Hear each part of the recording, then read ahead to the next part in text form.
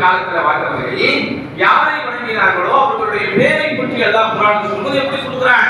லா, உஸ்ஸா, மனாத், யஊஸ், யஊக், உபல், இதெல்லாம் அவங்க வணங்கினாங்க. இவங்கெல்லாம் யாரு? இவங்கெல்லாம் எந்த காலத்துல வாழ்ந்தவங்க? அப்படின்னா நபி ஸல்லல்லாஹு அலைஹி வஸல்லம் அவர்களுடைய தோழர் இப்னு அப்பாஸ் ரலியல்லாஹு அன்ஹு சொல்றாங்க, ஆதம் அலைஹிஸ்ஸலாம் அவர்கள் படைக்கப்பட்டு பூமிக்கு வந்தாங்கல்ல, ஆதம் அலைஹிஸ்ஸலாம் அல்லாஹ் எங்க படைச்சு வச்சான்?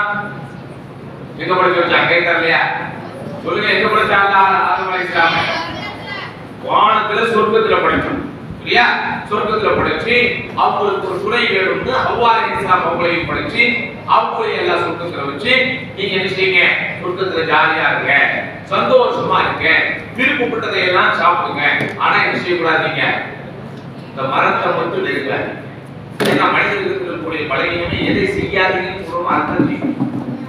மனிதர்கள் இருக்கிற பலவீனமே என்னது?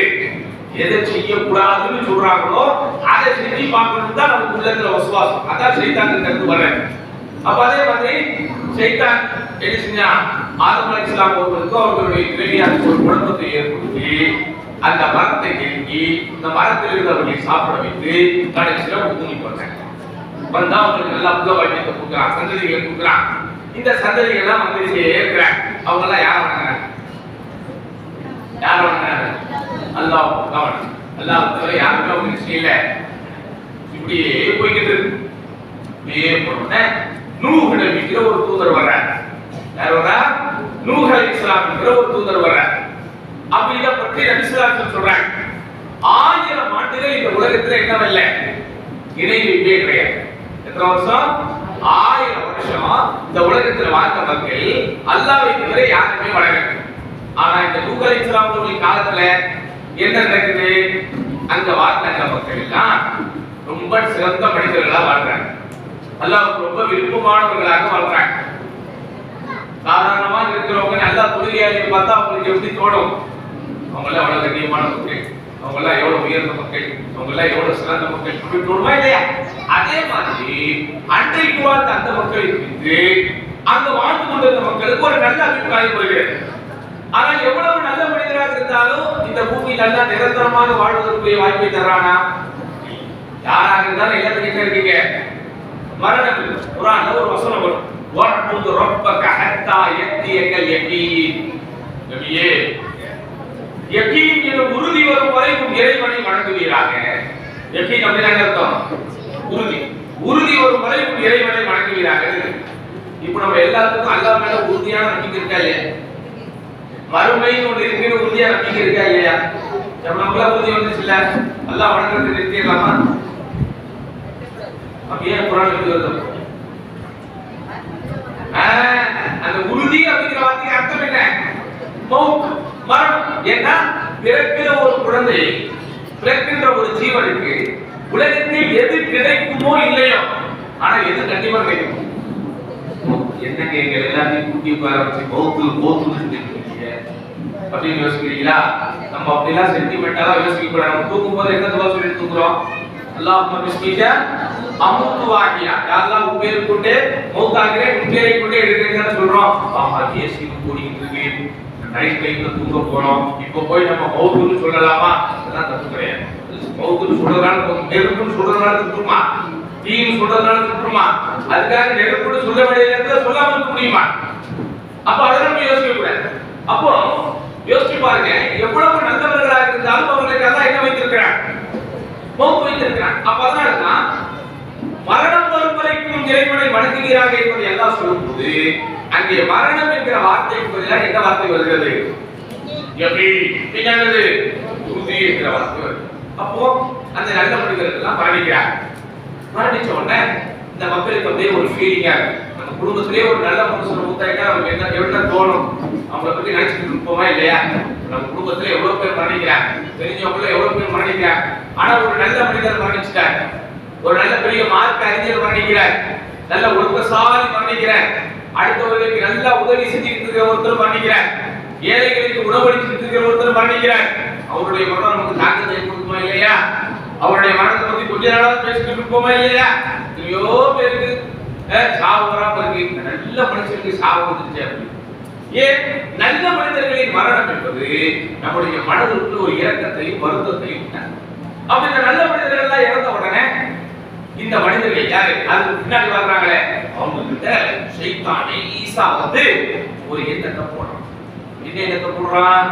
இப்படி வாழ்ந்து மரணிச்சாங்க இந்த நல்ல மனிதர்கள், பார்த்துட்டீங்களா அவங்க எவ்வளவு நல்லவர்களாக வாழ்ந்தாங்க, அவங்க எவ்வளவு உத்தமர்களாக வாழ்ந்தாங்க, அவங்க எவ்வளவு ஆன்மீகவாதிகளாக ஒரு நல்ல சாதிமான மனிதர்களாக வாழ்ந்தாங்க, இவ்வளவு சீக்கிரம் அவங்களை மறந்துட்டீங்க. நீங்க அவங்களை மறக்க கூடாது, அவங்களை பத்தி எப்பவுமே நீங்க நினைக்கணும். உங்களுடைய அடுத்த வாரிசுகளுக்கு அவங்களை பத்தி நீங்க சொல்லி தரணும். அப்ப நாங்க என்ன செய்யணும்? அவங்கள மாதிரியே இருக்கிற ஒரு வரைபடத்தை உண்டாக்குங்க. அவங்கள மாதிரி இருக்கிற ஒரு வரைபடத்தை உண்டாக்குங்க. ஏன்? அப்பதான் அந்த வரைபடத்தை பார்க்கும் போதெல்லாம் உங்களுக்கு அவங்க ஞாபகம் வரும். அந்த வரைபடத்தை அவர்கள் பார்க்கும் போதெல்லாம் உங்க சந்ததிகளிடத்தை நீங்கள் சொல்லலாம் இவர்களை பற்றி அப்படின்னு சொன்னோம்னே அவங்க என்ன செய்யறாங்க? அவர்களை வரைய ஆரம்பிக்கிறார்கள். இதனால்தான் இஸ்லாமிய மக்கள் உருவப்படத்தை வரையக்கூடாது. இஸ்லாமிய தடை இருக்கா? உருவப்படத்தை வரையக்கூடாது என்று ஏன் தடை இருக்கிறது என்றால், முதலில் உருவப்படத்தை வரைந்ததன் காரணத்தினால் தான் இந்த சமூகத்திலே சீர்கேடு எழுவது. அப்ப அந்த வரைபடங்கள் முதல்ல வரையப்பட்டுச்சு. வரைபடங்கள் சும்மா பார்த்துட்டு தான் இருந்தாங்க. அது அப்படியே ஒரு சிலைகளாக்குறாங்க, அது அப்படியே ஒரு சிற்பமாக்குறாங்க. அது அவங்க ஸ்டார்டிங்ல வழங்கல, பார்த்துட்டே இருப்பாங்க. சின்ன பிள்ளைகளாம் கூப்பிட்டு இவங்கதான் ஒரு எப்படிப்பட்ட மனுஷன் தெரியுமா, இது எப்படியாப்பட்ட ஆள் தெரியுமா, எல்லாம் இந்த ஒரு நல்லவரா வாழ்ந்தவரு, ரொம்ப பெரிய பொறுப்புசாலி, இல்ல ஆன்மீகத்துல உள்ளவரு, ரொம்ப மார்க்க உணர்வு உள்ளவரு, இப்படியே சொல்லி கொடுத்துருந்தாங்க. கொஞ்ச நாள் கழிச்சவங்க அடுத்து வந்த மக்கள் என்ன பண்ணாங்க?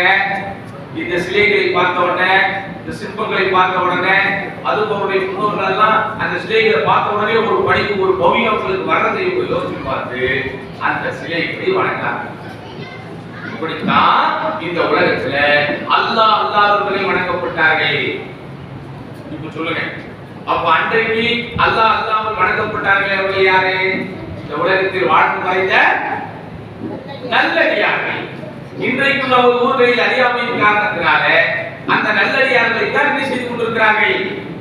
வணங்கி கொண்டிருக்கிறார்கள். அல்லாஹ் அவர்களுக்கு நேர்வழியை தரணும், அல்லாஹ் நம் அனைவரையும் மன்னிக்கணும். அப்ப எந்த நல்லடியார்களாக இருந்தாலும் அவர்களை நாம் நினைவு கூறுவதிலேயோ, அவர்களுடைய சிறப்புகளை குறிப்பிடுவதிலேயோ, அல்லது அவர்கள் வாழ்ந்ததை போல நாமும் வாழ வேண்டும் என்று முயற்சிப்பதிலேயோ தவறில்லை. ஆனா என்ன செஞ்சிடக்கூடாது? அவர்களுக்கு அல்லாஹ்வுடைய அந்தஸ்தை கொடுத்து விடக் கூடாது.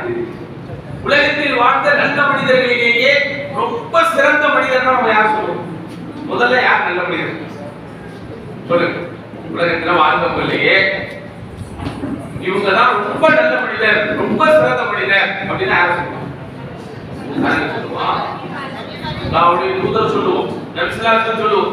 அப்ப நல்லடியார்கள் வணங்கப்படலாம், அவங்களுக்கு நம்ம கையேந்த நாம் பிரார்த்திக்கலாம் அப்படின்னா ஏன் நம்ம நபி ஸல்லல்லாஹு அலைஹி வஸல்லம் வழியே இருந்தாமே? குர்ஆன்ல என்ன வருது? மன் கான யஅபுது முஹம்மதன் ஃபஇன்ன முஹம்மதன் கத் மாத். யார் முஹம்மதை வணங்குவாரோ தெரிந்து கொள்ளுங்கள், இதோ முஹம்மது இறந்து போய்விட்டார். இந்த வசனம் இறங்குனது அல்லாஹ்வுடைய தூதர் உயிரோடு இருக்கும் போதே. அல்லாஹ்வுடைய தூதர் இறந்ததற்கு பிறகு இந்த வசனம் இறங்குமா? இறங்குறதுக்கு வாய்ப்பு இருக்குமா?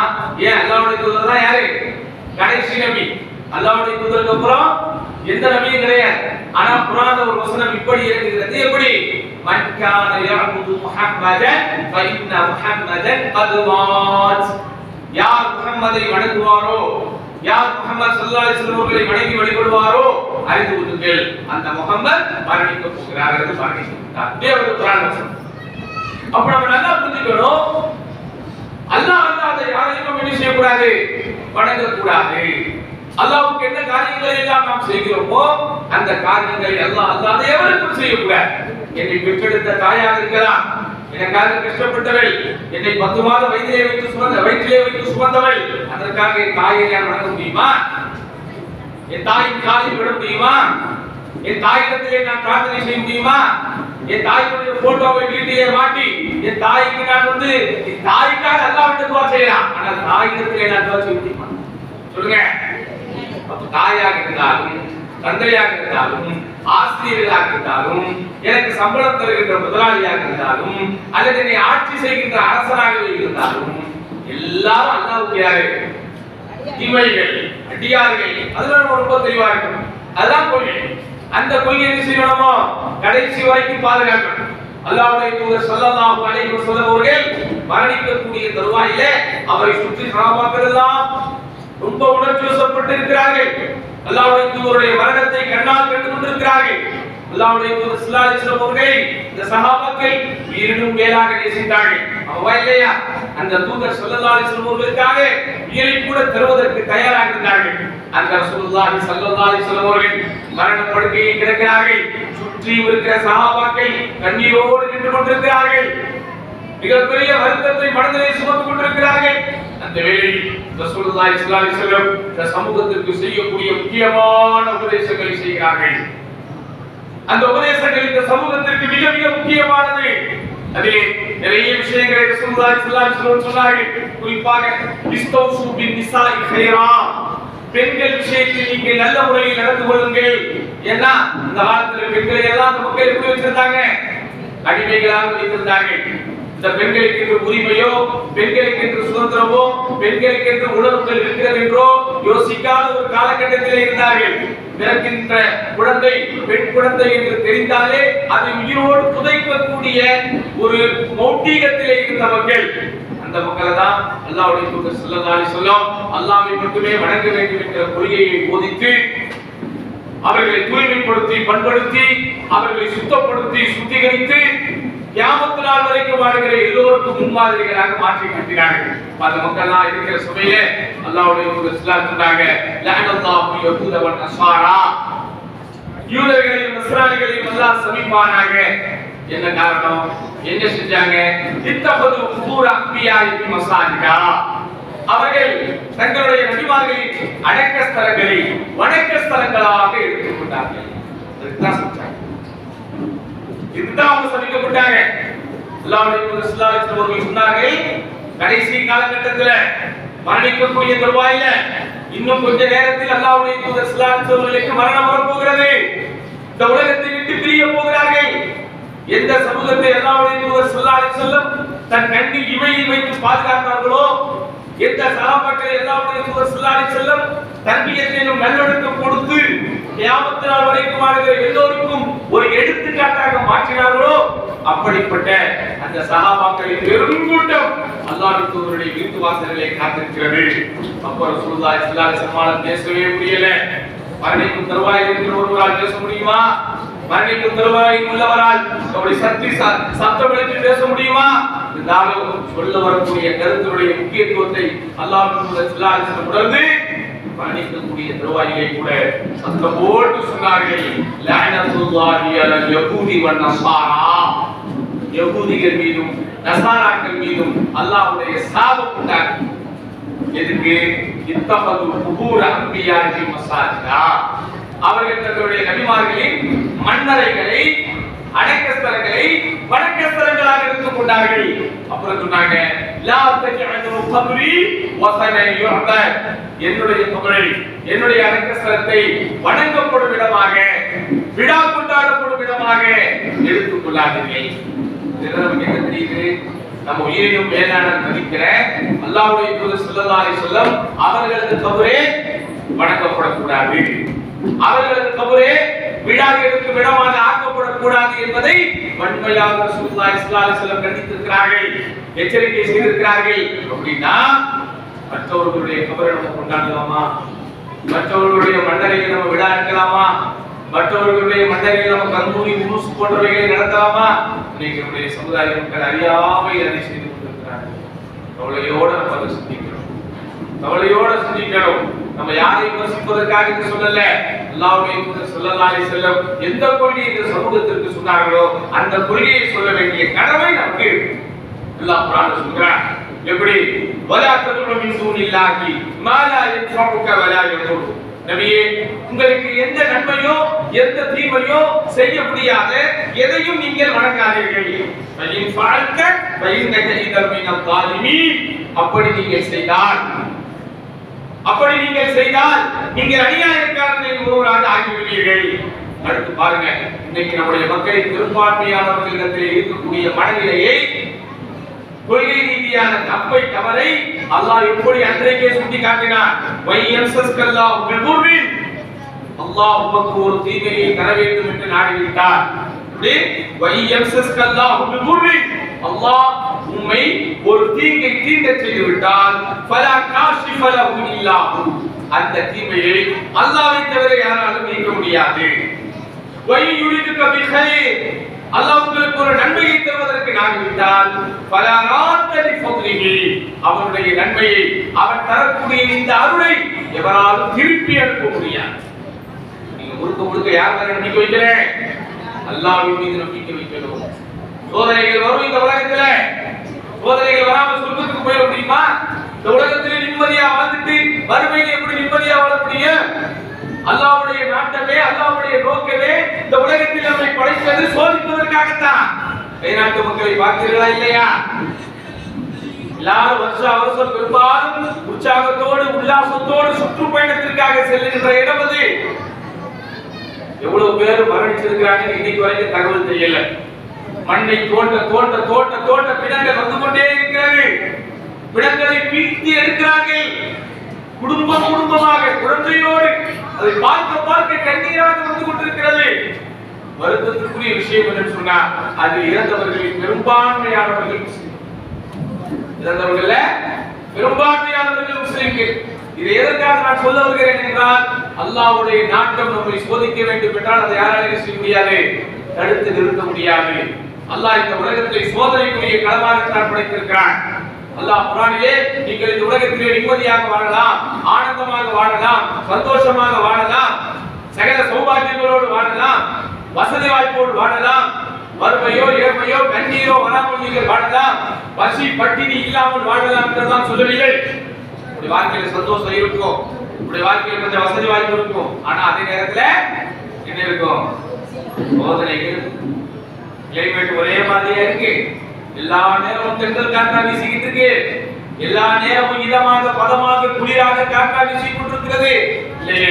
கொஞ்ச நேரம் உஷ்ணமா காத்தடிக்கும், கொஞ்ச நேரம் நமக்கு தென்றல் காத்தடிக்கும், கொஞ்ச நேரம் சூடு காத்தடிக்கும், கொஞ்ச நேரம் காற்றே அடிக்காம இருக்கும், திடீர்னு மழை பெய்யும், திடீர்னு மழை பெய்யாது. யோசிச்சு பாருங்க, அல்லாஹ் சுப்ஹானஹு எல்லாத்துக்கும் பின்னாடி ஒரு ஹிக்மத்தை, ஒரு ஞானத்தை வைத்திருக்கிறான். மழை வருவது நல்லதா கெட்டதா கேட்டா நீங்க என்ன சொல்லுவீங்க? சொல்லுங்க. பொதுவா மழை வருவது நல்லதா கெட்டதா கேட்டா நம்ம என்ன சொல்லுவோம்? நல்லதுதான் சொல்லுவோம். ஏன்? மழை வந்தால் தான் பயிர் செழிக்கும், மழை வந்தால் தான் விவசாயிகளுக்கு மகிழ்ச்சி. ஆனா அதே நேரத்துல மழை எல்லாம் கொடுத்து கொண்டே இருந்தால் பிளாட்பாரத்திலே வசிப்பவர்களுடைய நிலைமைகள் என்ன ஆகும்? ரோடுகளிலே கடை போடுகிறார்களே அவர்களுடைய நிலைமை என்ன ஆகும்? சைக்கிள் எடுத்துக்கொண்டு வியாபாரத்திற்கு போகிறார்களே அவர்களுடைய நிலைமை என்ன ஆகும்? பிரயாணத்திற்கு போகிறார்களே அவர்களுடைய நிலைமை என்ன ஆகும்? சதா சர்வகால மழை பெய்து கொண்டே இருந்தால் உங்கள் பிள்ளைகள் பள்ளிக்கூடத்துக்கு போக முடியுமா? உங்கள் கணவன்மார்கள் வேலைக்கு போக முடியுமா? சொல்லுங்க. அப்ப அல்லாஹ்வுக்கு தெரியும் எப்போ மழை பெய்ய வைக்கணும், அல்லாஹ்வுக்கு தெரியும் எப்போ மழை ஸ்டாப் பண்ணணும். பொதுவாக நம்ம பார்த்தோம்னா மழைங்கிறது நல்லதுதான். இது அப்படியே இதமா இருக்கும், பதமா இருக்கும், வெயில் அடிக்காம இருக்கும், உஷ்ணம் இல்லாம இருக்கும். ஆனா அந்த மழை தொடர்ச்சியாக வந்து கொண்டே இருந்தால் எவ்வளவு பேருக்கு பாதிப்பு? அல்லாஹ் தெரியும். அல்லாஹ் லிக்குல்லி ஷைஇன் கத்ரா, அல்லாஹ் எல்லாவற்றுக்கும் என்ன வைத்திருக்கிறான்? ஒரு அளவை வைத்திருக்கிறான். எல்லாவற்றுக்கும் அல்லாஹ் சுப்ஹானஹு வ தஆலா காரண காரியத்தை வைத்திருக்கிறான். அல்லாஹ் சுப்ஹானஹு வ தஆலா எல்லாரையும் மேட்டு பகுதியிலேயே வாழ வைக்கவில்லை, சில பேரை பள்ள பகுதியிலேயே வாழ வைத்திருக்கிறான். அல்லாஹ் சுப்ஹானஹு வ தஆலா எல்லாரையும் செல்வம் கொடுத்தே வாழ வைக்கவில்லை, சிலரை எல்லாம் ஏழ்மையில் வைத்திருக்கிறான். உலகத்தில் இருக்கிற எல்லா மக்களும் ஒரே மாதிரியான பணபலத்தோடு ஒரே மாதிரியான செல்வ செழிப்போடு இருந்தால் அடிப்படை வசதிகளை யாரால் செஞ்சு கொடுக்க முடியும்? அப்ப அல்லாஹ் சுப்ஹானஹு வ தஆலா ஒவ்வொன்றையும் உருவாக்கி வைத்ததற்கு பின்னால் நியாயமான சில காரணத்தை வைத்திருக்கிறான். அந்த மாதிரிதான் உலகத்தில் நம்ம வாழ்வோது நமக்கு சில கஷ்டங்கள் வரும். وَلَنَبْلُوَنَّكُمْ بِشَيْءٍ مِنَ الْخَوْفِ وَالْجُوعِ وَنَقْصٍ مِنَ الْأَمْوَالِ وَالْأَنْفُسِ وَالثَّمَرَاتِ, நாம் உங்களை ஓரளவு பயத்திலே சோதிப்போம், பசியை கொடுத்து சோதிப்போம், பொருளாதாரத்தில் இழப்பை கொடுத்து சோதிப்போம், விவசாயத்திலே பாதிப்பை ஏற்படுத்தி சோதிப்போம், உயிரிழப்பை உண்டு பண்ணி சோதிப்போம். உயிரிழப்பை உண்டு பண்ணி சோதிக்கிறதா என்னது? கணவனையே ஒரு மனைவி சார்ந்திருக்கிறான் பெரும்பாலும் இல்லையா? பெரும்பான்மையான பெண்கள் யாரை சார்ந்திருக்கிறோம்? கணவன்மார்களை சார்ந்திருக்கும். ஆனா அல்லாஹ் சுப்ஹானஹு வ தஆலா திடீரென்று அந்த கணவனுக்கு மரணத்தை கொடுத்திருக்கிறார். என்ன செய்ய முடியும்? உலகமே இருந்ததை போல் இவருக்கு இருக்கும். ஆனா அல்லாஹ் என்ன செய்வான்? அல்லாஹ் பாதுகாப்பான். அல்லாஹ் முதலில் யாரை எப்படி பாதுகாக்கணும், யாரை எப்படி எதை கொண்டு பாதுகாக்கணும் அல்லாஹ்வுக்கு தெரியும். அப்ப அல்லாஹ் இந்த உலகத்தை சோதனைக்காகத்தான் படைத்திருக்கிறான். ஏன்? இது நிரந்தரமான உலகம் அல்ல. இத 60 வருஷமோ 70 வருஷமோ வாழ போறோம். நம்மளோட வாழ்ந்து எத்தனையோ பேர் போய் சேர்ந்துட்டாங்க. மொயலையா இப்போது வயதான பெண்மணிகளாக அமர்ந்து கொண்டிருப்பவர்கள் எல்லாம் இறந்து போன தாய் தந்தையர்களை நினைத்து பாருங்களே. அவர்கள் அந்த காலத்திலே வாழும்போது அவர்கள் தானே உங்களுடைய வாழ்க்கையின் அடிப்படையாக அடித்தளமாக இருந்தார்கள்.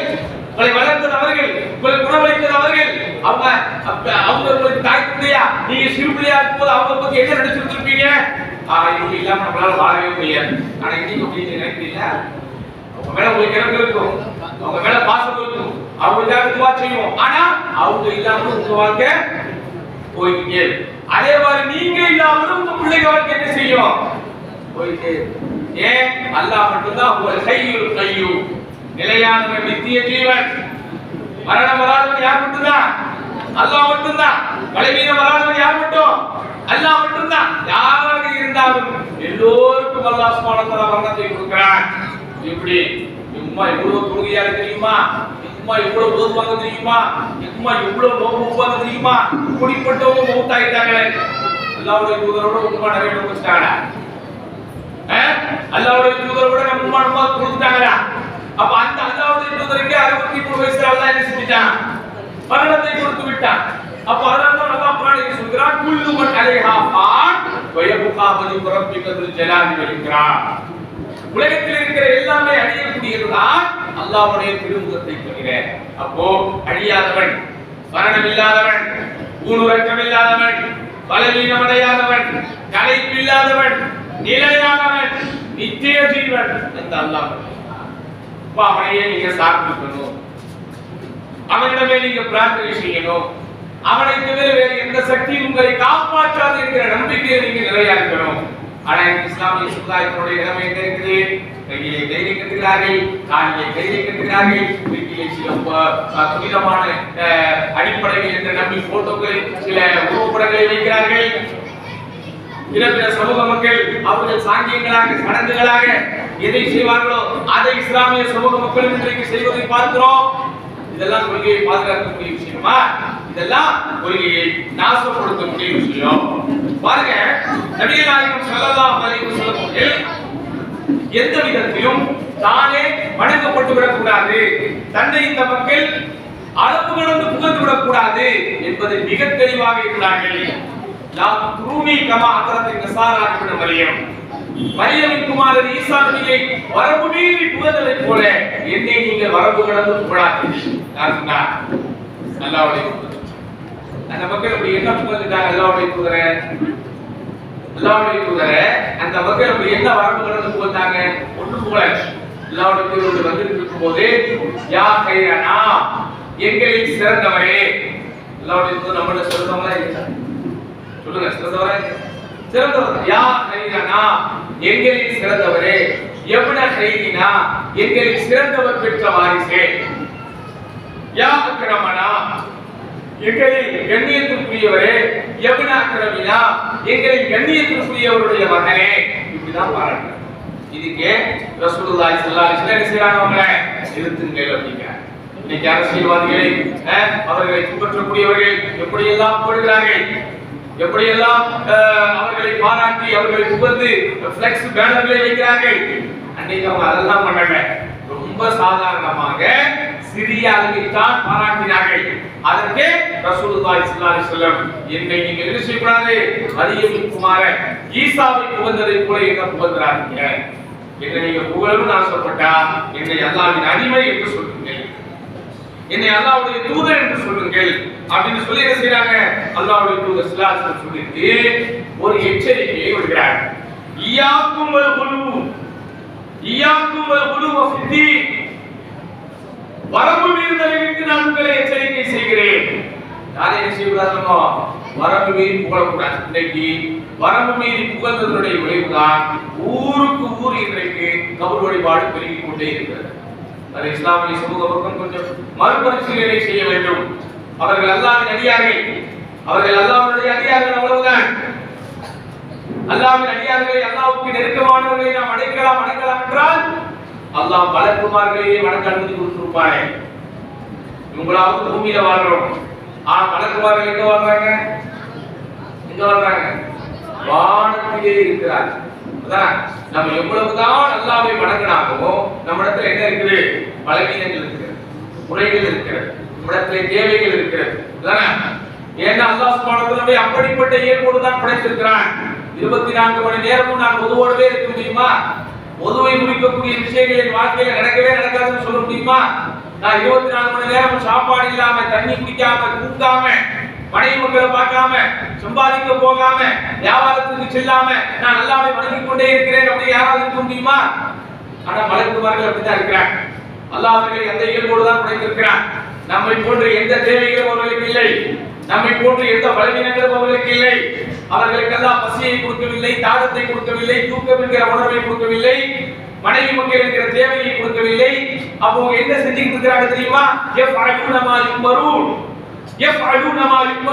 அல்லாஹ் ஏவியதை மட்டுமே செய்து கொண்டிருப்பார்கள். வலா யஸூனல்லாஹ, அல்லாஹ்வுக்கு எந்த விதத்தில் அவர்கள் மாறு செய்ய மாட்டார்கள். காலையிலும் மாலையிலும் அல்லாஹ்வை நினைவு கூறுவார்கள், வணங்குவார்கள். எப்படி தெரியுமா? லா யஃபுரூன், இடைவிடாமல் வணங்குவார்கள். நம்ம எல்லாம் என்ன செய்யறோம்? ஏன் தான் அல்லாஹ் வணங்குறோம். அதானே? யாராவது கை தூக்க முடியுமா? இல்ல. நான் 24 மணி நேரம் அல்லாஹ்வை வணங்கிக் கொண்டே இருக்கிறேன், 24 மணி நேரமும் நான் தொழுது கொண்டே இருக்கிறேன், 24 மணி நேரமும் சுப்ஹானல்லாஹ் அல்லாஹ்வுக்கு திக்ர் சொல்லிக் கொண்டே இருக்கிறேன். யாராவது சொல்ல முடியுமா? முடியாது. நம்ம எல்லாம் அப்படிப்பட்ட நிலைமையில படைக்கவில்லை, அப்படிப்பட்ட விஷயத்தை நம்ம கிட்ட அல்லாஹ் கட்டளையிடவும் இல்லை. நீ உன்னுடைய தேவையை பார்த்துக்க, நீ சாப்பிடு, நீ குழு வசரமு, உண்ணுங்கள், பருகுங்கள், ஆனா மீன்களை செய்ய. அதுவே அப்போ அல்லாஹ் நம்மை உண்ண சொல்கிறான், உறங்க சொல்கிறான், பருக சொல்கிறான், மனைவி மக்களோடு வாழ சொல்கிறான், சம்பாதிக்க சொல்கிறான். ஃபன்தஷிரு ஃபில் அர்தி வப்தகு மின் ஃபத்லில்லாஹ், பூமி எங்கும் எங்கு வேண்டுமானாலும் நீங்கள் பரவி சென்று அல்லாஹ்வுடைய அந்த ரிஸ்கை, அந்த அருளை பெற்றுக் கொள்ளுங்கள் என்று அல்லாஹ் நம்மை சம்பாதிக்கும்படி சொல்கிறான். நீங்க உட்கார்ந்துட்டு 24 மணி நேரம் தஸ்பீஹ் பண்ணியே நீங்க புடிச்சிட்டீங்க அல்லாஹ் குர்ஆன்ல சொல்றானா? இல்ல. ஏன்? அல்லாஹ் நம்மை அந்த நிலையில் படைக்கவில்லை. ஆனால் மலக்குமார்கள் அப்படி இல்ல. மலக்குமார்களுக்கு அல்லாஹ் கொடுத்திருக்கிற இயல்பு அப்படி இல்ல. நம்மை போன்று ஆண் பெண் கலப்பில் வந்தவர்கள் அல்ல அவர்கள். அல்லாஹ் அவர்களை தூய்மையான ஒளியில் இருந்து படைக்கிறான். அல்லாஹ் சுப்ஹானஹு வ தஆலா ஒளியில் இருந்து அவர்களை உருவாக்கி வைத்திருக்கிறான். மனிதர்களிடத்தில் இருக்கக்கூடிய எந்த தேவையும் அவர்களுக்கு இல்லை. நம்மை போன்று சிறுநீர் வைக்க வேண்டும் என்றோ, மலஜலம் கழிக்க வேண்டும் என்றோ, உறங்க வேண்டும் என்றோ, உட்கார வேண்டும் என்றோ, ஓய்வெடுக்க வேண்டும் என்றோ, இளைப்பாற வேண்டும் என்றோ எந்த தேவையும் மனிதர்களுக்கு இருக்கா? இல்லை. அதனால 24 மணி நேரமும் அவர்கள் அல்லாஹ்வை நினைவு கூறிக்கொண்டே இருக்கிறார். அப்ப அவங்களை விட அல்லாஹ்வுடைய அடியார்கள் யாரா இருக்க முடியும்? அவங்களை விட நல்லடியார்களை நம்ம எங்கிருந்தாவது கொண்டு வந்துட முடியுமா? ஆனால் அந்த மலக்குமார்களை பற்றி அல்லாஹ் சொல்லும்போது என்ன சொல்றான் தெரியுமா? அவர்களே இறைவனிடத்தில் அருளை எதிர்பார்த்து கொண்டிருக்கிறார்கள். அவர்களே அல்லாஹ்விடத்தில் நெருங்குவது எப்படி என்று அல்லாஹ்வுடைய அருளை எதிர்பார்த்து கொண்டிருக்கிறார்கள். அல்லாஹ் எப்படி வணங்க முடியும்? அப்ப அந்த மலக்குமார்கள் அல்லாத நம்மை போன்ற ஒரு மனித பிறவியாக இருக்கக்கூடியவர்களை எப்படி நம்ம அல்லாஹ்வுக்கு இணையாக கொண்டு வர முடியும்? இதெல்லாம் இஸ்லாமிய சமுதாயத்தை கொஞ்சம் மனதிலே வைத்து அவர்கள் கவலைப்பட வேண்டும். அதே போன்று பாருங்கள், அல்லாஹ்வை தவிர வேறு யாரையாவது நாம் வணங்கிவிட்டால், அல்லாஹ்வை தவிர வேறு யாரிடத்திலாவது நாம் பிரார்த்தனை செய்துவிட்டால் அது இணை வைப்பாக ஆகிவிடுகிறது. அந்த இணை வைப்புக்குரிய தண்டனையை குறித்து அல்லாஹ் என்ன சொல்கிறான்? இன்னல்லாஹ லா யக்ஃபிரு அன் யுஷ்ரக பிஹி வ யக்ஃபிரு மா தூன ذلك லிமன் யஷா. நிச்சயமாக அல்லாஹ் தனக்கு இணை வைக்கப்படுவதை அவன் மன்னிக்கவே மாட்டான். அது அல்லாஹ் எந்த பாவத்தை செய்தாலும் அவன் நாடியவர்களுக்கு மன்னிக்கிறான். நபி ஸல்லல்லாஹு அலைஹி வஸல்லம் அவர்கள் அல்லாஹ் சொன்னதாக சொல்கிறார்கள், ஆதமின் மகனே, பூமி முழுவதும் நீ பாவத்தை கொண்டு வந்து என்னை சந்திக்கிறாய். அராமத்தில் அருள்றாங்க. பூமி எவ்வளவு பெருசு? பூமியை நம்மளால அளவுக்கு சொல்ல முடியுமா? இந்த பூமி அளவு நீ பாவங்களை கொண்டு என்னை சந்தித்தாலும் எனக்கு இணை வைக்காமல் இடத்திலே நீ வந்து விட்டால் அதே பூமி அளவு மன்னிப்பை கொண்டு நான் உன்னை சிந்திப்பேன். எவ்வளவு பெரிய விஷயம், எவ்வளவு பெரிய விஷயம். அப்பதனால் இஸ்லாமிய தாய்மார்களே, நீங்கள் தொழுகைக்கு எவ்வளவு முக்கியத்துவம் கொடுக்கிறீர்கள் என்பது எனக்கு தெரியும். மற்ற வணக்க வழிபாடுகளுக்கு எவ்வளவு முக்கியத்துவம் தருகிறீர்கள் என்பது எங்களுக்கு தெரியும். ஆனால் அதை விட நீங்கள் முக்கியத்துவம் தர வேண்டிய ஒன்று, அல்லாஹ்வுக்கு செய்யக்கூடிய காரியங்களை அல்லாஹ்வுக்கு செய்யக்கூடாது. அல்லாஹ்வுக்கு செய்யக்கூடிய வணக்க வழிபாடுகளை அல்லாஹ்வுக்கு செய்யக்கூடாது. காரணம், அல்லாஹ் குர்ஆனில் சொல்கிறார், அல்லதீன ஆமனூ வலம் யல்பிஸூ ஈமானஹும் பிதுல்மி உலாயிக லஹுமுல் அம்னு வஹும் முஹ்ததூன். இவர்கள் ஈமான் கொண்டு நம்பிக்கை கொண்டு அந்த நம்பிக்கையில் எந்த அநியாயத்தையும் கலக்காமல் இருக்கிறார்கள். நம்பிக்கைனா என்னது? ஈமான் சொல்றோம்ல, அல்லாஹ் மீது எனக்கு நம்பிக்கை இருக்கு, அல்லாஹ்வுடைய தூதர் மேல எனக்கு நம்பிக்கை இருக்கு, மறுமை மேல நம்பிக்கை இருக்கு அப்படின்னு சொல்றோம்ல, அந்த ஈமானில் அந்த இறை நம்பிக்கையில் அநியாயம் கலந்துக்கிறது. அநியாயம் என்ன? இந்த வசனம் இறங்கின உடனே சஹாபாக்கள் ரொம்ப கவலையாயிடுறாங்க. ஏன்னா அநியாயம் அப்படிங்கிற வார்த்தை எல்லாத்துக்கும் பொருந்தும். நான் உங்களை ஏசுனா அதுவும் என்னது? அநியாயம். நான் உங்களை பேசுனா அதுவும் அநியாயம். நான் உங்களை ஏமாத்திட்டா அநியாயம். நான் ஒரு பொய் சொன்னா அநியாயம். நான் எதையாவது அடிச்சு போட்டா அநியாயம். என்னுடைய கடமைகளை நான் சரியா செய்யாட்டா அநியாயம். இல்லையா? இப்படி ஏதோ ஒரு வகையில் மனிதர்கள் என்ன செஞ்சுட்டு இருக்காங்க? அநியாயம் செஞ்சுட்டு இருக்காங்க. ஆனா அல்லாஹ் குர்ஆன்ல என்ன சொல்றான்? ஈமானில் அநியாயம் கலக்க கூடாது. அப்படி இருந்தாலும் அவங்களுக்கு சொர்க்கம், அப்படி இருந்தாலும் அவங்களுக்கு பாதுகாப்பு. உடனே சஹாபாக்கள் அப்படியே கவலை அடைஞ்சு நேரா அல்லாஹ்வுடைய தூதர் ஸல்லல்லாஹு அலைஹி வஸல்லம் வந்து, அல்லாஹ்வுடைய தூதரே, எங்களில் யார்தான் அநியாயம் செய்யாமல் இந்த உலகத்துல வாழ்க்கை தனக்கு அவ்வளவு தூய்மையா வாழ்ந்தவங்க, நம்மளோட அவங்கள வந்து நம்ம ஒப்பிட்டா அவங்க எப்படி வாழ்ந்தவங்க? ரொம்ப தூய்மையாக வாழ்ந்தவங்க, நேர்மையாக வாழ்ந்தவங்க, மார்க்கத்திற்காக கஷ்டப்பட்டாங்க, மார்க்கத்திற்காக தியாகம் செஞ்சாங்க, மார்க்கத்திற்காக நாட்டையே விட்டுட்டு மக்காவை விட்டு மதீனாவுக்கு போனவங்க, தங்களிடத்தில் இருக்கிற எல்லா செல்வங்களையும் அல்லாஹ்வுடைய பாதையில அள்ளி அள்ளி கொடுத்தவங்க, மார்க்கம் தடை செய்த அனைத்து விஷயங்களையும் விட்டு தவிர்த்து வாழ்ந்தவர்கள். தினந்தோறும் மது குடிப்பாங்க அவங்க. அவங்க காலம் எப்படி இருந்துச்சு? கடையில போய் மது வாங்கி கொடுக்க மாட்டாங்க, குடிக்க மாட்டாங்க. எல்லாரும் வீட்டிலேயே மதுவை உற்பத்தி செய்து அதை பேரல்களில் வைத்து குடிக்கக்கூடிய அளவுக்கு பெரிய குடிகாரர்களாக இருந்தவர்கள். ஆனா அல்லாஹ் மதுவை முற்றிலுமாக தடை செய்தவுடன் அல்லாஹ்வுக்காக வேண்டி, அல்லாஹ்வுடைய தூதருக்காக வேண்டி தங்கள் வீட்டில் இருக்கிற மது பேரல்களை எல்லாம் அழித்து உடைத்தார்கள். அப்படிப்பட்டவர்கள் அவங்க மனசு வந்து கஷ்டப்படுது. இப்படி அல்லாஹ் இறக்கிட்டானே, இப்படி நாங்க சரியா வாழ முடியும் வந்து சேர்ந்த உடனே கேட்ட உடனே அல்லாஹ்வுடைய தூதர் ஸல்லல்லாஹு அலைஹி வஸல்லம் அவர்கள் சொல்கிறார்கள், நீங்கள் பயப்படுவதை போல உலகத்தில் செய்கிற பாவத்தை அல்லாஹ் இங்கே அநியாயம் என்று சொல்லவில்லை, ஷிர்க் என்கிற இணை வைப்பை தான் அல்லாஹ் இங்கே அநியாயம் என்று சொல்கிறான். ஷிர்க் என்கிற இணை வைப்பு என்ன? அல்லாஹ் அல்லாஹ் ஒன்று உங்களை காப்பாற்றும் என்று நீங்கள் நம்பினால், அல்லாஹ் அல்லாத ஒருவர் உங்களை காப்பாற்றுவார் என்று நீங்கள் நம்பினால், அல்லாஹ் அல்லாத ஒருவர் உங்களுக்கு ரிசிப்டை தருவார், உங்களுக்கு வாழ்வாதாரத்தை தருவார், உங்களுக்கு குழந்தை பாக்கியத்தை தருவார், அல்லது உங்கள் பிள்ளைகளுக்கு வெளிநாட்டு வாய்ப்பை தருவார் என்று நீங்கள் நம்பினால் அதுதான் இணை.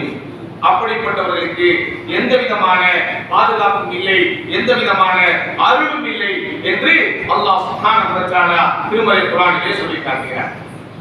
அதே மாதிரி பாருங்க, நபி ஸல்லல்லாஹு அலைஹி வஸல்லம் சொல்கிறார்கள், யார் ஒருவர் அஷ்ஹது அல்லா இலாஹ இல்லல்லாஹ் வஹ்தஹு லா ஷரீக லஹ், வணக்கத்திற்குரியவர் அல்லாஹ்வை தவிர வேறு யாரும் இல்லை, முஹம்மது நபி ஸல்லல்லாஹு அலைஹி வஸல்லம் அல்லாஹ்வின் தூதராக இருக்கிறார், அதாவது இணை வைப்பு இல்லாமல் அந்த கொள்கையை இருக்கிறாரோ அவர் என்ன செய்வாரு? அவர் எந்த பாவத்தை செய்தாலும் அல்லாஹ் நாடி அவரை மன்னித்து அவரை சொர்க்கத்துக்கு அனுப்புவார். ஆனா இணை வைக்கிற ஒரு பாவத்தை அவர் செய்துவிட்டு வந்தால் நிச்சயம் அவருக்கு மன்னிப்பே இல்லை என்று அல்லாஹ் சுப்ஹானஹு வ தஆலா சொல்றார். நம்ம என்ன செய்யணும்? ரொம்ப கவனமா இருக்கணும். நபி ஸல்லல்லாஹு அலைஹி வஸல்லம் அவர்கள் காலம் முழுவதும் இதைத்தான் அந்த மக்களுக்கு எச்சரிக்கை செய்தார்கள். நபிமார்கள் காலம் முழுவதும் இதைத்தான் மக்களுக்கு எச்சரிக்கை செய்தார்கள். ஏதோ ஒரு வகையில், ஏதோ ஒரு வடிவில் இந்த சமூகத்தை இணை வைப்பை கொண்டு வருவதற்கு ஷைத்தான் எல்லா விதமான வேலைகளையும் செய்து கொண்டிருப்பான். அல்லாஹ்வின் மீது நமக்கு இருக்கக்கூடிய நம்பிக்கையை குலைத்துக் கொண்டே இருப்பான். முதல்ல செய்யணும், ரொம்ப ஸ்ட்ராங்கா இருக்கணும், ரொம்ப உறுதியாக இருக்கணும். பாருங்கள், அல்லாஹ் சுப்ஹானஹு வ தஆலா திருமறை குர்ஆனிலே சொல்கிறார், இன்னஹு மை யுஷ்ரிக் பில்லாஹ் ஃபகத் ஹர்ரமல்லாஹு அலைஹில் ஜன்னah. இவ்வளவு பெரிய வசனம் இது, இவ்வளவு கவலையோடு கேட்க வேண்டிய வசனம் இது.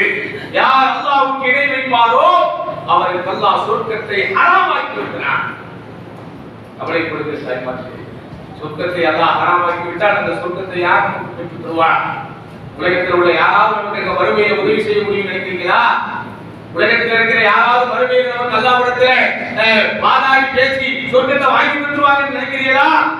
முடியாது. நபி ஸல்லல்லாஹு அலைஹி வஸல்லம் குடும்ப உறுப்பினர்கள் எல்லாத்தையும் கூப்பிடுறாங்க. தன்னுடைய மகளை கூப்பிட்டார்கள்.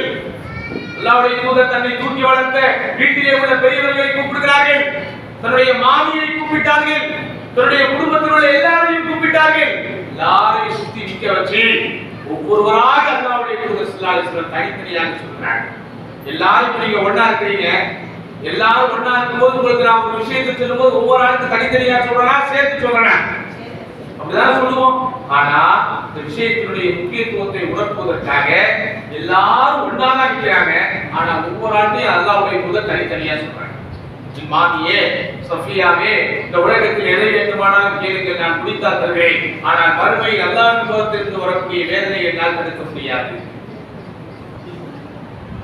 பனு ஹாஷிம் அவங்க குடும்பத்தில் உள்ள மாமாமார்கள், சிச்சாமார்கள், அவங்களை கூப்பிட்டு உலகத்தில் உள்ள எதை வேண்டுமானாலும் கேளுங்கள், நான் உங்களுக்கு தருகிறேன். ஆனால் மறுமையில் வரக்கூடிய எதையும் என்னால் தடுக்க முடியாது. தன்னுடைய அன்பு மகள் ஃபாத்திமாவை கடைசியா பார்த்து, முகமதின் மகள் ஃபாத்திமாவே, இந்த உலகத்தில் விரும்பியதை கேள், நான் முடிந்தால் தருகிறேன். ஆனால் மறுமையில் அல்லாஹ் தரக்கூடிய எதையும் என்னால் தடுக்க முடியாது. அல்லாஹ்வுடைய தூதரே சொல்லிட்டாங்கன்னு சொன்னா வேற யார் நம்மளை காப்பாற்ற முடியும்? يوم يفر المرء من أخيه وأمه وأبيه وصاحبته وبنيه. அல்லாஹ் குர்ஆனில் சொல்றார். அந்த நாள் எப்படிப்பட்ட நாள் தெரியுமா? அந்த நாள் எப்படிப்பட்ட நாள் தெரியுமா? உலகத்தில் இருக்கக்கூடிய நாளை போல அல்ல அந்த நாள். இந்த உலகத்தில் யாராவது நினைச்சா நம்மளை காப்பாற்ற முடியும்?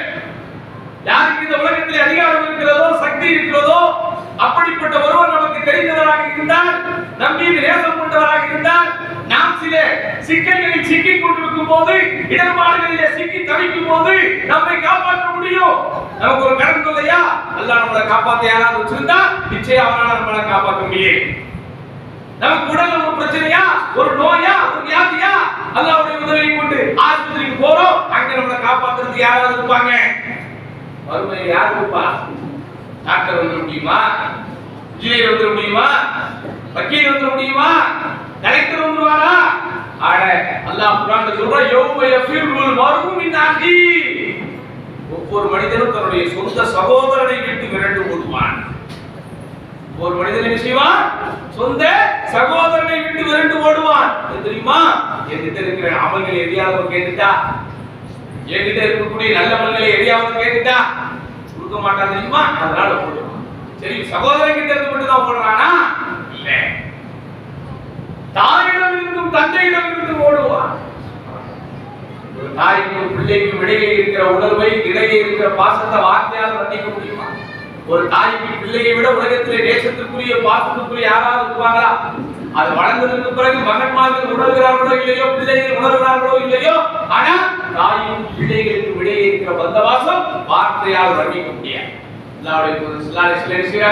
சஹாபாக்களோட வராங்க, ஒரு தாய் தன்னுடைய குழந்தையை குத்தி குத்தி வச்சுக்கிட்டு இருக்கிறாங்க. ஒரு ரசூலுல்லாஹி ஸல்லல்லாஹு அலைஹி வஸல்லம் சொன்னாங்க, இந்த தாய் இந்த குழந்தையை நெருப்பிலே தூக்கி வீசுவாளா அப்படின்னு கேட்கிறாங்க. அது எப்படி ஒரு தாய் தன்னுடைய குழந்தையை நெருப்பிலே தூக்கி வீசுவாள்? ரசூலுல்லாஹ் சொல்லுவாங்க, அல்லாஹ் ஒரு அடியானின் மீது இந்த தாய் தன் குழந்தையின் மீது வைத்திருக்கிற பாசத்தை விட 70 மடங்கு அதிக பாசம் வைத்திருக்கிறார். தாய் குழந்தை வளர்த்திருக்கிற பாசத்தை விட 70 மடங்கு பாசத்தை வைத்திருக்கிறார். ஆனாலும் இந்த மக்கள் அல்லாஹ்வுக்கு இணை வைப்பதனால் அல்லாஹ்வுக்கு எவ்வளவு பெரிய விஷயம். இந்த கொள்கை என்ன செய்யணும்? நீங்க உயிர் உள்ள வரைக்கும் பாதுகாக்க. நபி உம்மிஹி வ அபி, தாயை விட்டும் தந்தையை விட்டும், வசாஹிபத்திஹி வ பனி, மனைவியை விட்டும் மக்களை விட்டும். யாரை விட்டு? மனைவியை விட்டும் மக்களை விட்டும். எந்த மனைவிக்காக இவன் மாய்ந்து சம்பாதிக்கிறானோ, எந்த பிள்ளைகளுடைய நல்வாழ்வுக்காக எல்லா தியாகத்தையும் செய்வானோ, மறுமையில போனா என்ன ஆகும்? யாரையும் பார்க்க மாட்டாங்க. அதெல்லாம் கிடையாது. எங்க வாப்பா எங்கேயும் விட மாட்டேன், இங்க வேண்டாம் அப்படின்னா அங்க போனா முதல்ல உன்னை விட்டு தான் வாப்பா விடுவேன். அதனால என்ன செய்யணுமா, ரொம்ப கவனமா இருக்கணும்.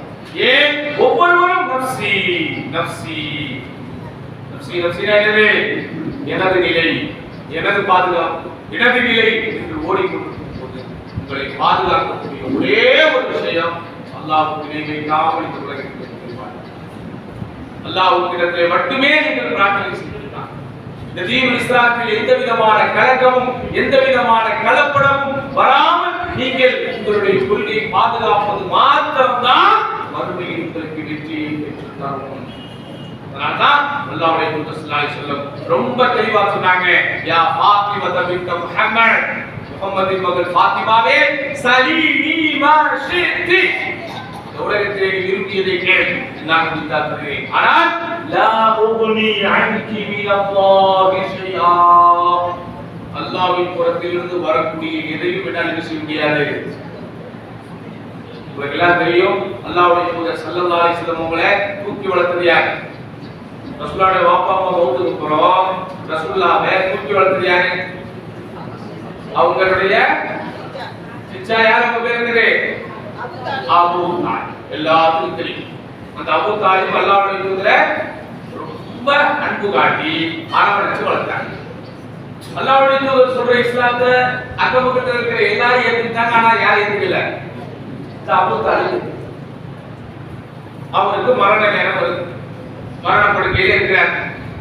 அல்லாஹ்வுடைய தூதர் ஸல்லல்லாஹு அலைஹி வஸல்லம் எப்படியாவது தன்னுடைய சிச்சாவை பாதுகாத்துறேன், தன்னுடைய சிச்சா சொர்க்கத்துக்கு போயிடுறேன் அப்படிங்கிற ஆசையோட ஓடி வராங்க.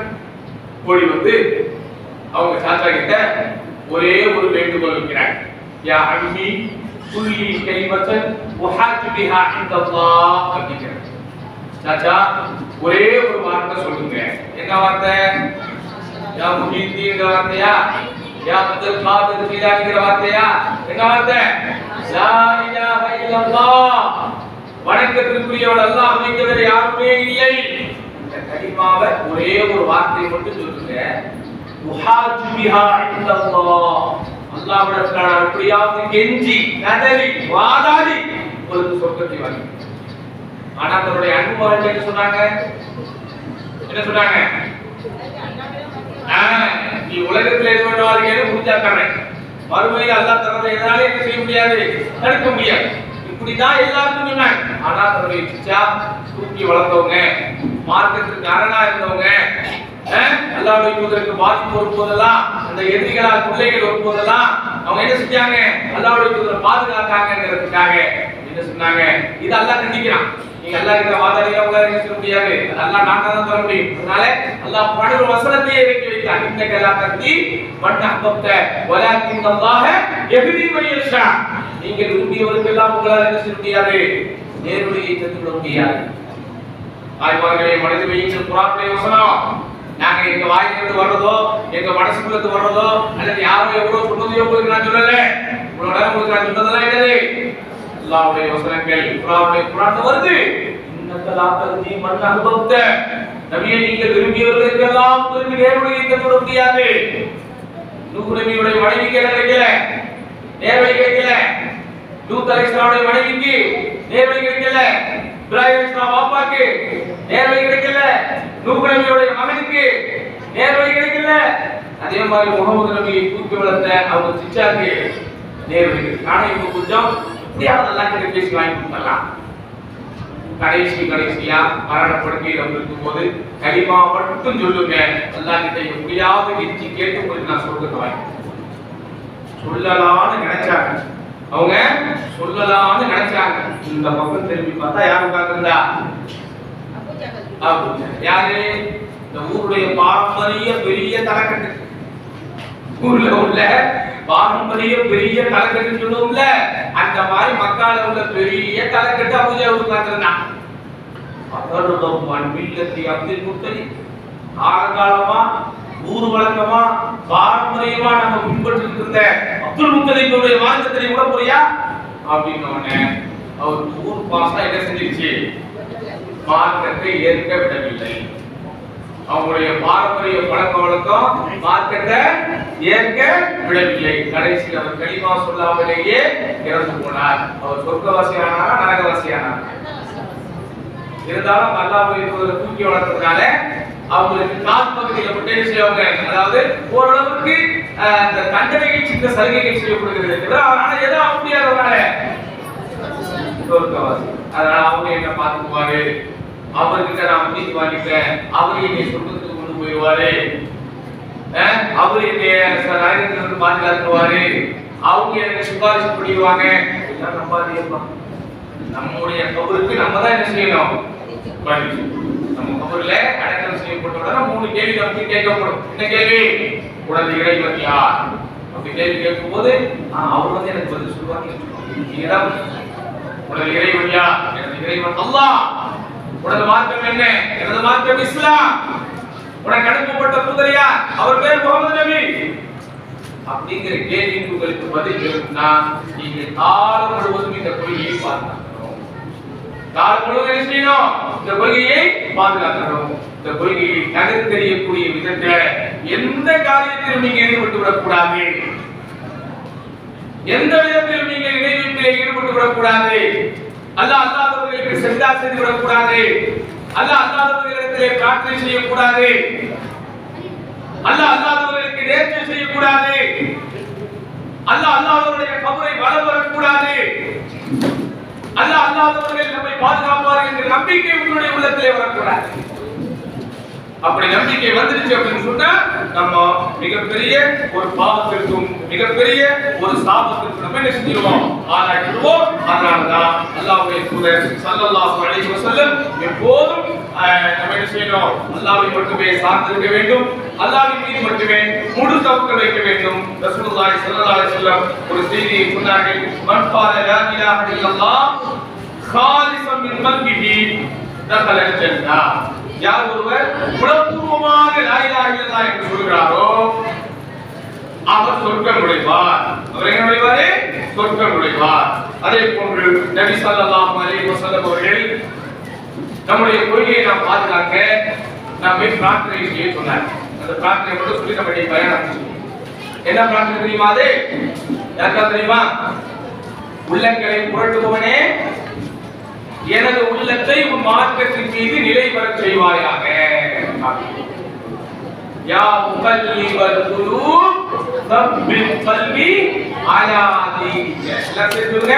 யா முகல்லிபல் குலூப் தப்பித் கல்பி அலா தீனிக. உள்ளங்களை புரட்டுபவனே, எனது உள்ளத்தை உன் மார்க்கத்தின் மீது நிலை பெறச் செய்வாயாக. இந்த துஆவை அல்லாஹ்வுடைய தூதர் ஸல்லல்லாஹு அலைஹி வஸல்லம் பக்கத்துல அல்லாஹ்வுடைய தூதரின் மனைவி உம்மு ஸலமா ரலியல்லாஹு அன்ஹா ரசூலுல்லாஹ் திரும்ப இந்த துஆ சொல்லிட்டே இருக்காங்க. அப்ப அந்த உம்மு ஸலமா ரலியல்லாஹு அன்ஹா கேக்குறாங்க, அல்லாஹ்வுடைய தூதரே, ஏன் இந்த துஆவை நீங்க திரும்ப சொல்றீர்கள்? எங்கள் மீது உங்களுக்கு பயம் இருக்கிறதா? நாங்கள் இந்த கொள்கையிலிருந்து தடபுரண்டு விடுவோம் என்றோ, கொள்கை மாறி சென்று விடுவோம் என்றோ உங்களுக்கு அச்சமாக இருக்கிறதா அப்படின்னு கேட்கும்போது அல்லாஹ்வுடைய தூதர் ஸல்லல்லாஹு சொன்னாங்க, ஆதமின் மகன் யாராக இருந்தாலும், வார்த்தை கவனிங்க, ஆதமின் மகன் யாராக இருந்தாலும் அவனுடைய உள்ளம் அல்லாஹ்வுடைய 2 விரல்களுக்கு இடையில் இருக்கிறது. அவன் விரும்பியவாறு அதை புரட்டி விடுவான் அப்படின்னு அவங்க சொன்ன உடனே அங்கே பக்கத்தில் இருந்த முஆதி பின் ஜபல் ரலியல்லாஹு அன்ஹு குர்ஆன்ல உள்ள ஒரு துஆவை ஓதுகிறார்கள். ரப்பனா லா துஸிக் குலூபனா பஅத இத் ஹதைதனா வ ஹப் லனா மின் லதுன்க ரஹ்மா. எங்கள் இறைவனே, எங்களுக்கு நேர்வழியை தந்ததற்கு பிறகு எங்களுடைய உள்ளங்களை திசை திருப்பி விடாதீர். நம்ம எல்லாம் நேர்வழியில் உட்கார்ந்துக்கிறோம். நம்ம எல்லாம் எங்க உட்கார்ந்துக்கிறோம்? நேர்வழியில் இருக்கிறோம். நம்ம யாரை மட்டும் வணங்குறோம்? யார்கிட்ட பிரார்த்தனை செய்யறோம்? யாருக்காக அனுப்பி வருகிறோம்? யார் நம்முடைய பாதுகாப்பாக அனுப்புறோம்? யாருக்காக தொழுகிறோம்? அல்லாஹ் அல்லாத யாருக்காக நம்ம தொழுவோமா? அல்லாஹ் அல்லாத யாருக்காக அனுப்பி வருகிறோமா? செய்ய மாட்டோம். தானே? அல்லாஹ் அல்லாத ஒரு கையை நம்மை பாதுகாப்பு நம்புவோமா? தாயத்தை தகடு நம்மை நாம் பாதுகாப்பு நம்புவோமா? நம்பாம இந்த கொள்கையை உறுதி இறுதி வரைக்கும். அதுக்காகத்தான் குர்ஆனில் அல்லாஹ் இந்த வசனத்தை துஆவாக இறைவன் நம்மை கேட்க செய்கிறான். ரப்பனா லா துஸிக் குலூபனா பஅத இத் ஹதைதனா வ ஹப் லனா மின் லதுன்க ரஹ்மா இன்னக அன்தல் வஹ்ஹாப். எங்கள் இறைவனே, எங்களுக்கு நீ நேர்வழியை தந்ததற்கு பிறகு எங்கள் உள்ளங்களை திசை திருப்ப செய்துவிடாதே. அதற்குரிய ரஹ்மத்தை, அருளை எங்களுக்கு நீ வழங்குவாய். ஓ, அருளையே தெரியாமலே இந்த கொள்கை தான் நம்ம நினைச்சிட்டு இருக்கிறோம். நமக்கு காசு பணம் வந்தா அது அருளே, வீடு வாசல் கிடைச்சா அது அருளே, வசதி வாய்ப்பு கிடைத்தால் அது பெரிய அருள், கார் பங்களா இருந்தால் அது அருள் என்று நினைக்கிறோம். அதெல்லாம் அருள் தான். ஆனால் அதெல்லாம் சிக்கல். வேறு அல்லாஹ்வை வணங்குவது, முஸ்லிமாக வாழ்வது, ஒரு இறை நம்பிக்கையாளனாக வாழ்வதுதான் மிகப்பெரிய அருள். அப்படிப்பட்ட அருளை இறுதி வரைக்கும் பாதுகாக்கக்கூடிய நல்ல பாக்கியத்தை வல்லரமான அனைவருக்கும் தந்தருவானாக. யா அல்லாஹ், எதை நாங்கள் சொல்கிறோமோ, எதை நாங்கள் கேட்கிறோமோ அதன்படி வாழக்கூடிய பாக்கியத்தை எங்கள் அனைவருக்கும் தருவாயாக வேண்டி இன்றைய உரையை நிறைவு செய்கிறேன். வாஹிரான அல்ஹம்துலில்லாஹி ரப்பில் ஆலமீன். அஸ்ஸலாமு அலைக்கும் வரஹ்மத்துல்லாஹி வபரகாத்துஹு.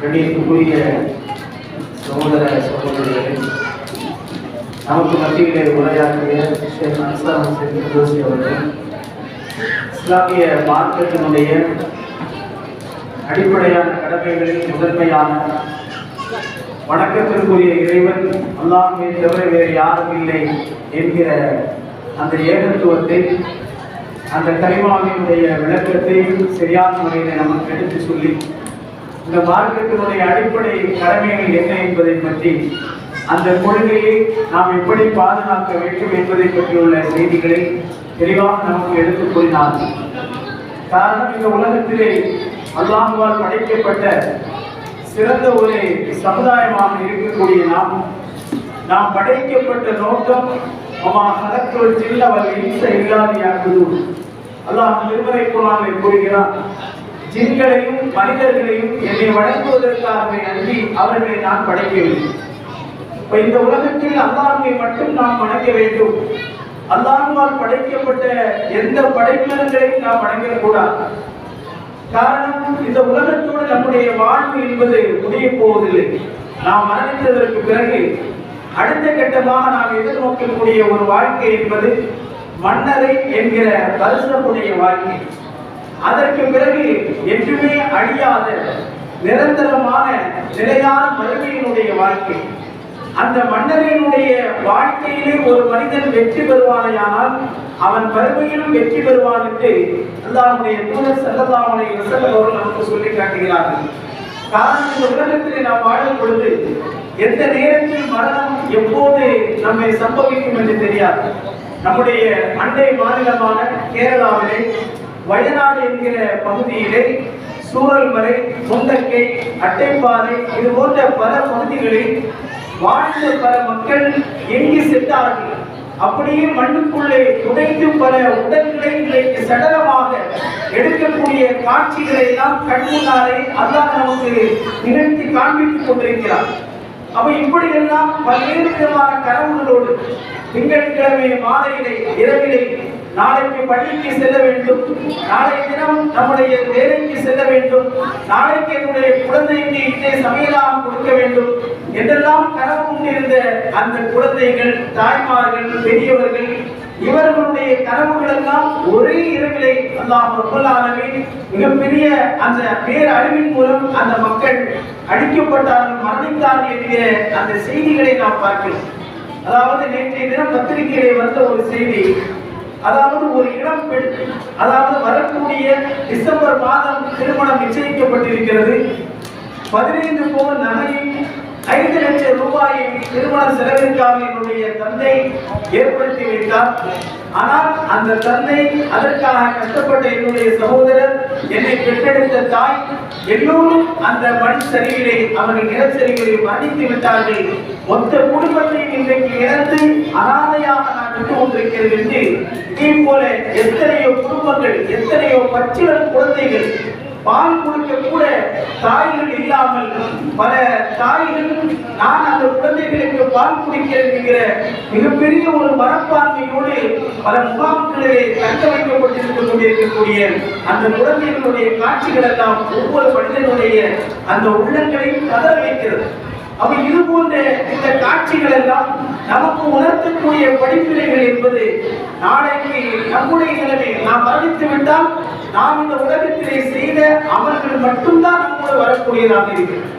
நாம் மரணித்து விட்டால் அந்த மன்னரையினுடைய வாழ்க்கையை நமக்கு வெற்றியாக ஆக வேண்டுமானால் இந்த உலகத்திலே அமல்களை செய்தால் மட்டும்தான், அந்த அமல்கள் மட்டும்தான் நம்மோடு வரக்கூடியதாக இருக்கிறது. காரணம், மன்னரையினுடைய வாழ்வை சந்திக்கக்கூடிய மனிதன் இந்த உலகத்திலே அவனை அன்போடு அரவணைத்த அவனுடைய மனைவியோ, அவன் பெற்றெடுத்த குழந்தைகளோ, அவனை பெற்றெடுத்த பெற்றோர்களோ யாரும் அவனோடு செல்ல மாட்டார்கள்.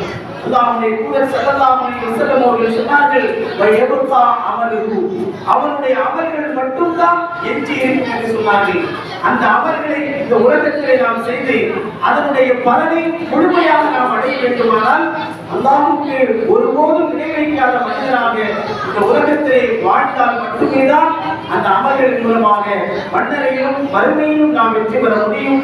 என்று சொன்னால் மன்னரையினுடைய வாழ்க்கை என்பது மிக பயங்கரமான ஒரு வாழ்க்கை.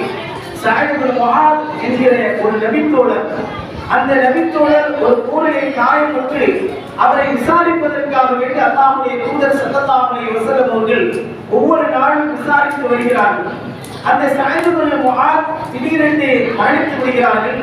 அல்லாஹ்வுடைய தூதர் ஸல்லல்லாஹு அலைஹி வஸல்லம் அவர்களுக்கு ஜிப்ரீல் அலைஹிஸ்ஸலாம் ஒரு செய்தியை சொல்கிறார்கள். இன்தஸ அர்ஷுர் ரஹ்மான் லி மௌத்தி சஅத் இப்னு முஆத், இந்த சஅத் இப்னு முஆதுடைய மரணத்திற்காக அல்லாஹ்வுடைய அர்ஷை நடுங்கியது என்று நபிகள் நாயகம் ஸல்லல்லாஹு அலைஹி வஸல்லம் அவர்கள் சொன்னார்கள். அல்லாஹ்வுடைய அர்ஷை நடுங்கக்கூடிய அளவிற்கு மரணித்துவிட்ட சஅத் இப்னு முஆத் ரலியல்லாஹு அன்ஹு அவர்கள் மன்னரையினுடைய அதாபிலிருந்து அவர்கள் காப்பாற்றப்பட்டார்களா என்றால் கிடையாது. அப்படிப்பட்ட சஅத் இப்னு முஆத் ரலியல்லாஹு அன்ஹு அவர்கள் மரணித்து கஃன் செய்யப்பட்டு ஜனாஸா தொழுகை நடத்தி அவர்களை கபரிலே அடக்கம் செய்து அவர்களுக்காக பிரார்த்தனை செய்து கொண்டிருக்கும் பொழுது நபிகள் நாயகம் ஸல்லல்லாஹு அலைஹி வஸல்லம் அவர்கள் அல்லாஹு அக்பர் என்று 3 தடவை சொல்லி பிறகு சுப்ஹானல்லாஹ் என்று சொன்னார்கள். சஹாபாக்கள் எல்லாம் கேட்டார்கள், யா ரசூலுல்லாஹ், கபரிலே அடக்கம் செய்யப்பட்ட சஅத் இப்னு முஆதுக்காக நாம் இந்த நேரத்தில் பிரார்த்தனை செய்து கொண்டிருந்தோம். ஆனால் வழக்கத்திற்கு மாற்றமாக நீங்கள் அல்லாஹு அக்பர் என்றும் சுப்ஹானல்லாஹ் என்றும் இப்படிப்பட்ட வார்த்தைகளை சொன்னீர்களே, ஒரு மனிதன் மன்னரையிலே அடக்கம் செய்யப்பட்டதற்கு பிறகு இப்படி பிரார்த்தனை கேட்கும் பொழுது இது மாதிரிப்பட்ட தக்பீரையும் தஸ்பீகையும் சொல்ல வேண்டுமா என்று கேட்கும் பொழுது அந்த நேரத்தில் அல்லாஹ்வுடைய தூதர் அவர்கள் சொன்னார்கள், என்னுடைய இந்த சஅதை அல்லாஹ்வுடைய அர்ஷை நடுங்கக்கூடிய அளவிற்கு மரணித்துவிட்ட அந்த சஅத் இப்னு முஆதை மன்னரையிலே அடக்கம் செய்யப்பட்டவுடன் கபர் அவர்களை ஒரு நெருங்கியது என்று சொன்னார்கள். ரொம்ப பெரிய ஒரு செய்தி.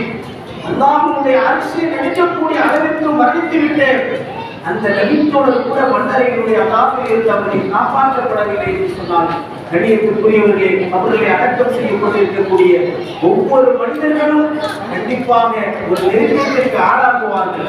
அதே சமயம் அந்த நெருக்கம் என்பது அதில் இருந்து அவர்கள் விடுபட வேண்டுமானால் இந்த உலகத்திலே நாம் செய்யக்கூடிய அமல்களின் மூலம் உன்னுடைய ரப்பியா நாம் சொல்லிவிடலாம், ரப்பி அல்லாஹ், என்னுடைய இறைவன் அல்லாஹ் என்கிற ஒரு பதிலை நான் சொல்லுவேன் என்று இங்கே நாம் சொல்லலாம். ஆனால் அந்த இறைவனை நம்ப வேண்டிய அடிப்படையில் நாம் நம்பி இறைவனுடைய வல்லமைகள், அவனுடைய அஸ்மா சிஃபாத்துகள், அவனுடைய ஆற்றல்கள், இந்த அனைத்தையும் சரியான முறையிலே அறிந்து இந்த உலகத்திலே படைத்த இறைவனை மட்டுமே வணங்கி நாம் வாழும் பொழுது மட்டும்தான் அப்படிப்பட்ட அந்த என்னுடைய அல்லாஹ்விலே அந்த மன்னரையிலே நாம் பதில் சொல்ல முடியும்.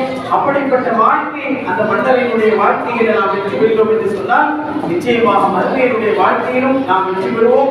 அப்படிப்பட்ட வெற்றியை அடையக்கூடிய மக்களாக இந்த உலகத்திலே நாம் வாழ வேண்டுமானால் பழைய அல்லாஹ் ரப்பல் ஆலமீன் இந்த உலகத்திலே அனுப்பப்பட்டிருக்கக்கூடிய எல்லா நபிமார்களும் போதித்த ஒரே ஒரு வார்த்தை யாக்கௌம் ஃபத்குருல்லாஹ மாலக்கும் மின் இலாஹின் கைர். என்னுடைய சமூகமே அல்லாஹ்வை மட்டும் நீங்கள் வணங்குங்கள், அவனை அன்றி வேறு யாரையும் நீங்கள் வணங்காதீர்கள் என்கிற ஏகத்துவத்தை தான் எல்லா நபிமார்களும் இந்த உலகத்திலே எடுத்துரைத்தார்கள். அப்படிப்பட்ட அல்லாஹ்வை மட்டுமே வணங்குவதற்காகத்தான் இந்த உலகத்திலே நாம் படைக்கப்பட்டிருக்கிறோம். அந்த படைத்த இறைவனை வணங்கி வாழக்கூடியவர்களாக இம்மையிலும் மறுமையிலும் வெற்றி அடையக்கூடிய மக்களாக வல்ல ரப்பல் ஆலமீன் நம் அனைவரையும் ஆற்றல் புரிவானாக. வாஹு தக்வானா அல்ஹம்துலில்லாஹி العالمين سبحانك اللهم وبحمدك أشهد أن لا إله إلا أنت أستغفرك وأتوب إليك.